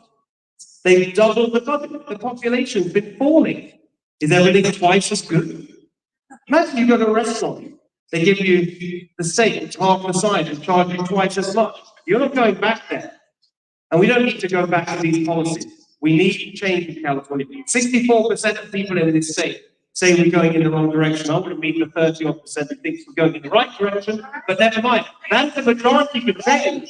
There's a majority can change. You have Democrats like Gloria joining the Republican Party. We know we need a new direction. So I am confident that we're going to get the change we need. We need to fight for California. We've got to save California. We've got to make the California dream a reality again for everybody. We've got to make this state golden again. You remember, it wasn't that so long ago when it was a place that people wanted to come to, not run away from. So yes, there are rumors that someone sitting on this day, and it's not Larry Elder, may be thinking about running for California government in 2026. I can confirm the rumors are correct, that I am, here's the approved phrase, seriously considering it.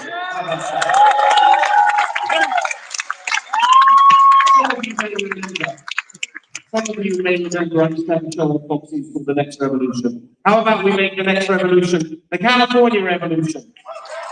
Yes, thank you. Those who started politicians, yes, a question you didn't answer. And then, so good job. We wish you a lot of life if you decide to do it would be great. So.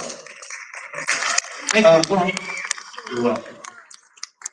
Congressman Goldberg, I don't know if Garcia's still in here, Congressman Garcia, but I gave them the business. I gave Overnomi the business. They came on the show. The sky is falling. We got another budget showdown coming up, and they were on vacation for 8 weeks. 8 weeks, and now we got a showdown that we're told we may not have to deal with, y'all might have to shut down all this stuff.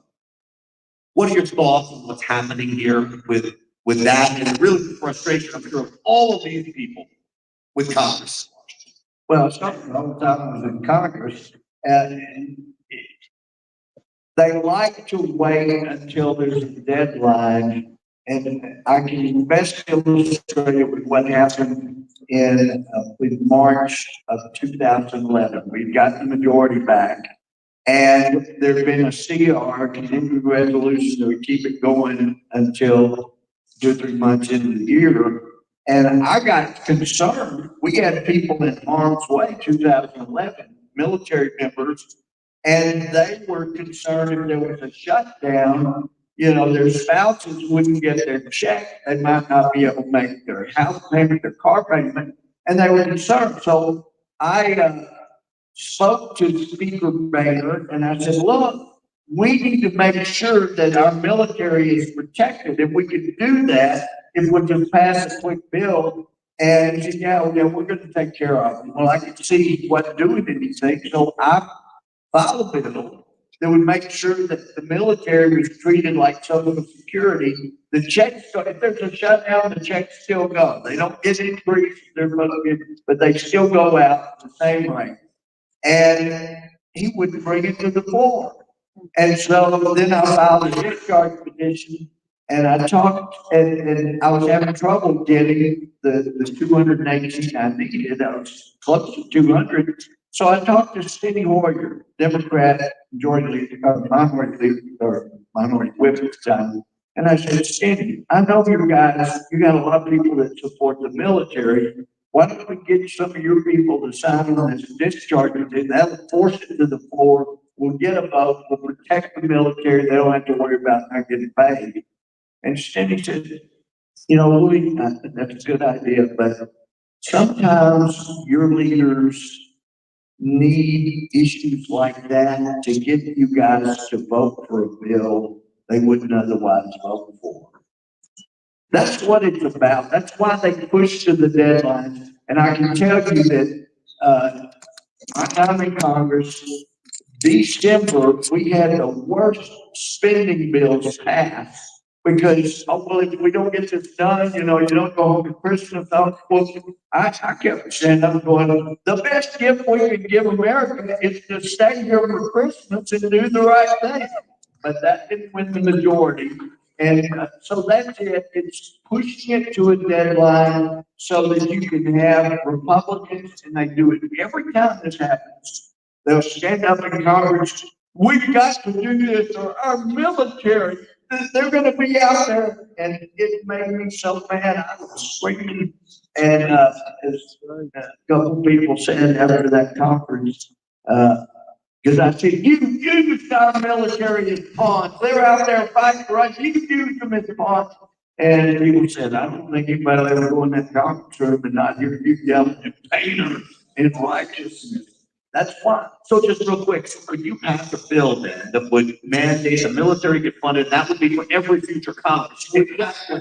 Well, we finally, because there was so much pressure after that crisis passed, that fall we passed a bill, but they only made it for 1 year. No, we can pass that, so it's treated like Social Security. It's on automatic pilot. If there's a shutdown, they still get paid.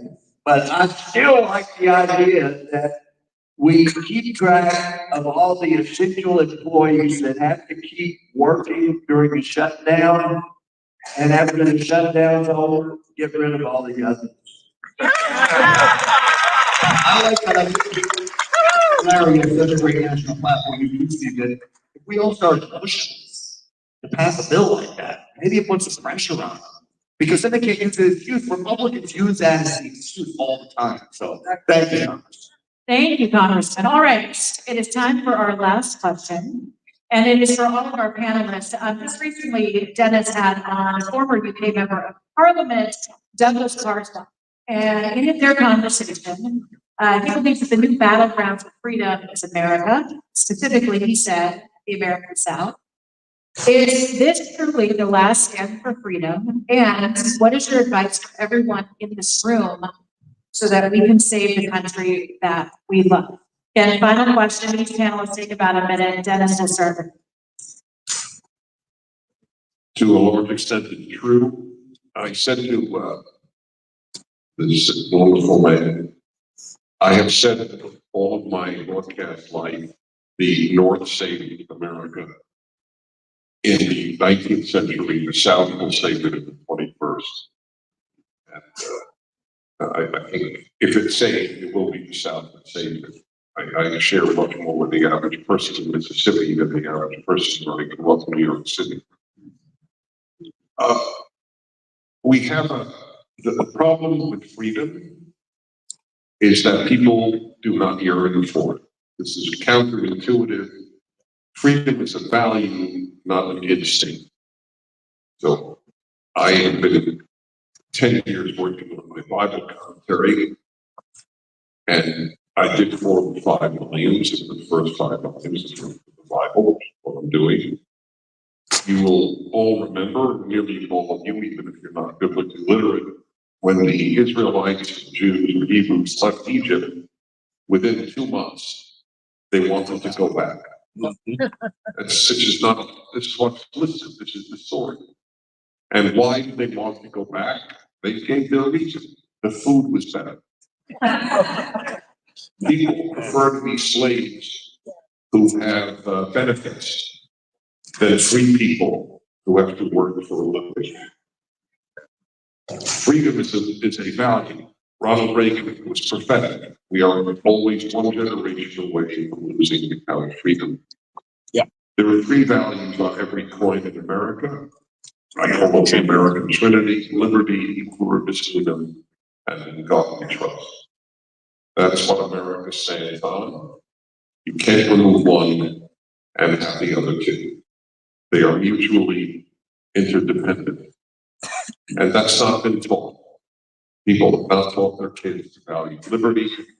And so 45% of young Americans, I mean young, by young, I mean under 40, I believe it is.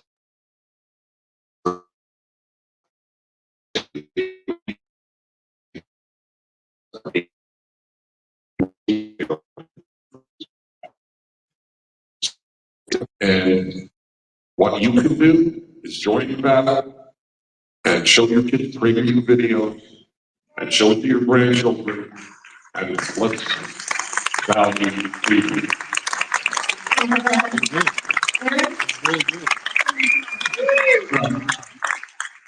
I'm not sure this is a direct answer to your question, but the #1 social problem in America, by far, is a large number of children who enter the world without a father in the home married. In 1955, 25% of Black kids entered the world without a father in the home married to a mother. Now that number is 70%. 25% of white kids today entered the world without a father in the home married to a mother, up from 8% back in 1955. Now 40% of all American kids enter the world without a father in the home married to a mother. And the stats are clear. When you were raised without a father, you're 5 times more likely to be poor and commit crime, 9 times more likely to drop out of school, and 20 times more likely to end up in jail. What happened? In the mid-60s, a Democrat, Lyndon Johnson, launched what he called a war on poverty, and since then we've spent about $20 trillion in various poverty programs. And we've incentivized women to marry the government and incentivize men to abandon the financial and moral responsibility. And virtually nobody is talking about this. Movements like Black Lives Matter, on their website, they attack the nuclear family. They were founded by self-described trained Marxists. Marx was an atheist who wanted to dethrone God. And of course, by definition, a communist is against capitalists. So what allowed Black people to continue marching forward after slavery was because of a belief in the nuclear family. It's rare for a Black kid to be raised without a father in the home.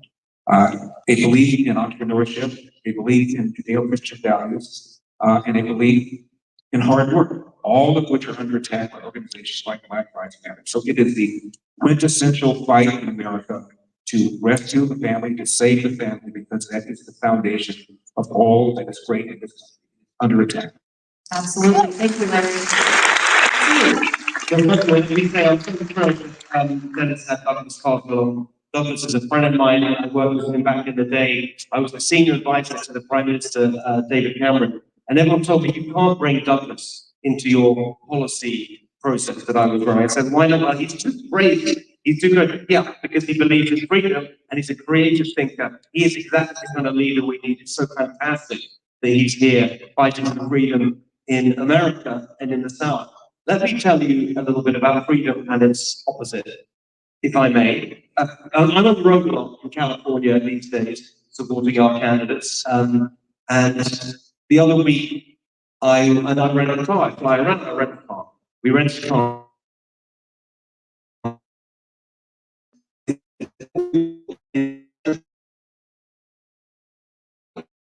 You're going to have to be one of those days in Southern California where it's raining, which of course sends everybody crazy. And you get in the car and they have this range and it says 180 miles, fantastic, I can get up here for 2 days. That will be plenty to get to my meeting. Something weird happens with electric cars. I don't know what it is. After a certain number of miles, suddenly it's going down very gradually and gently, 180.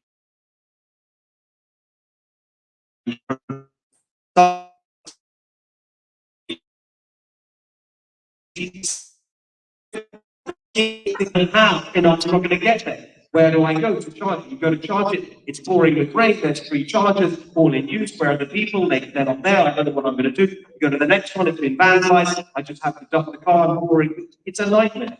Just the other day, I'm up in Crescent City, Delaware County. I go to the rental desk. They say, we only have electric. I don't want electric. That's all we got. You've got to have electric. The same thing happens again. We're driving down to Eureka, running out of charge. It's a nightmare. Finally, get it to an airport. I say to them, do you have any other car than an electric car? Well, we've got one left. I approach the car. I walk round. And yes, there it is. The little gas thing. I don't know what you call it. It's a gas-powered car. I get in the car. Yes, fossil fuels. Finally. Why am I telling you that story? That is the future we face here in California and across the country. They don't want you to have a choice about anything. Not your car, not your stove, how you live. You can't have a gas-powered car, you can't have a gas-powered stove, you can't have a single-family home. They want to tell you how to live, what to do, what to buy. It is a sustained assault on freedom. That is what's happening. My family's from Hungary. They grew up under communism. Dennis and I connected on this. When I first came to America, and I heard people talking about communism when they're describing Democrats, I thought it was ridiculous. But now you look around, it's really what they want. They do want absolute control over your life. They do want to crush freedom because they know best, and these elitists think that they know how to run the world and organize it. So you want to know what you can do? Here's what you can all do right here, because this is the epicenter of it, here in California. All of this stuff, it starts here. And it infects the rest of the country like a virus. We are the Wuhan lab of the assault on freedom in America. So we have to fight here in California. What do you want to do? What do you need to do? Elect Republicans at every level of government here in California. Then we need to fight to stop the assault on freedom before it completely destroys America. That's what we need to do.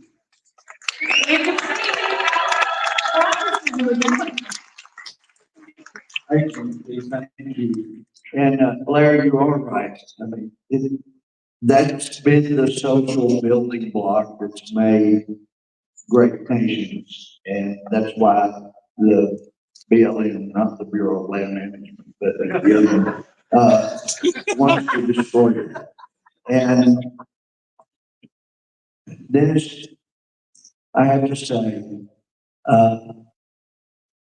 regarding the North and the South, I think there are good people on both sides.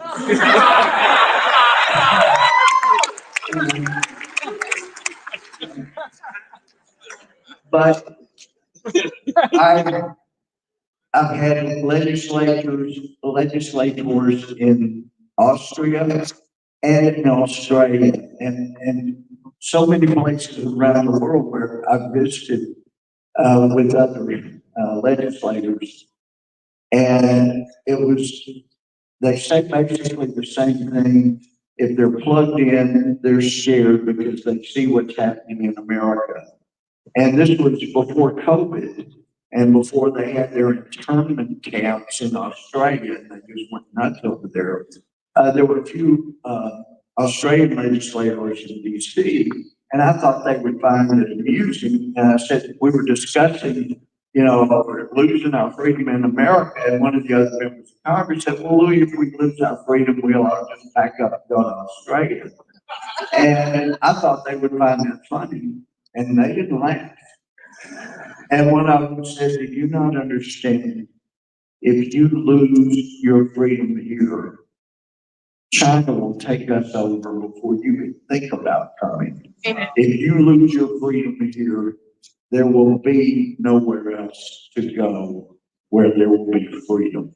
That's why this election is so important. That's why I'm honored to be part of this. Thank you for doing this. It really is. And that's what we have. This is the last message of what we have. Congressman Goldberg, it's so great to see my good friend from Texas here. I love having you. I love seeing all of our friends here, Steve, and Dennis, and Larry. And I think I speak for all of them when I tell you I don't agendas and get a time often enough to look all of you in the eyes. And I will tell you, it is the greatest honor of my life to know that you tune in to Jen and I'm sure I speak for these men on stage, to listen to what we have to say. That is humbling to us. And so, thank you. And I mean it. Thank you. Thank you for coming. Round of applause to our sponsors who have supported this event. And if you have any talk like that, it's right next door. You're going to start here any minute. So I think you have the lanyard, you have the, the lovely little thing around the back. You can go next door and meet these gentlemen. And how about a big round of applause for Congressman EdwardLynn.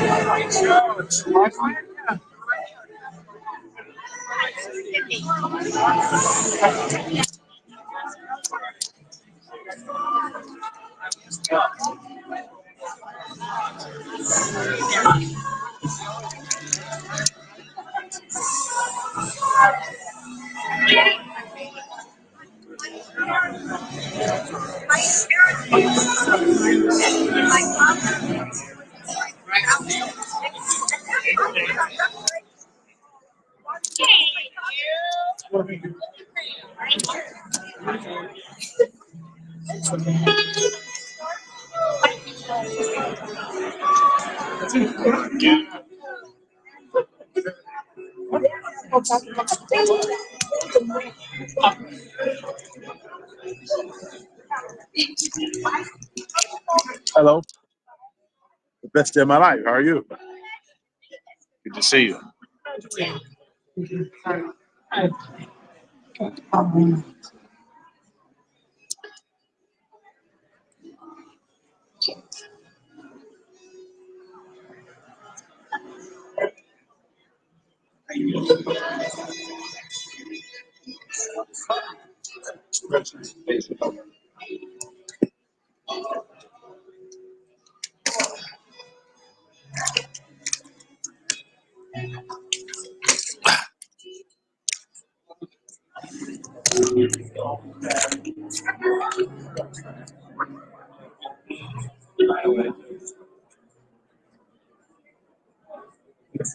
That's my favorite guy.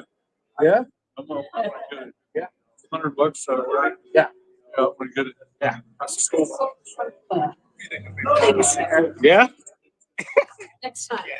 Yeah.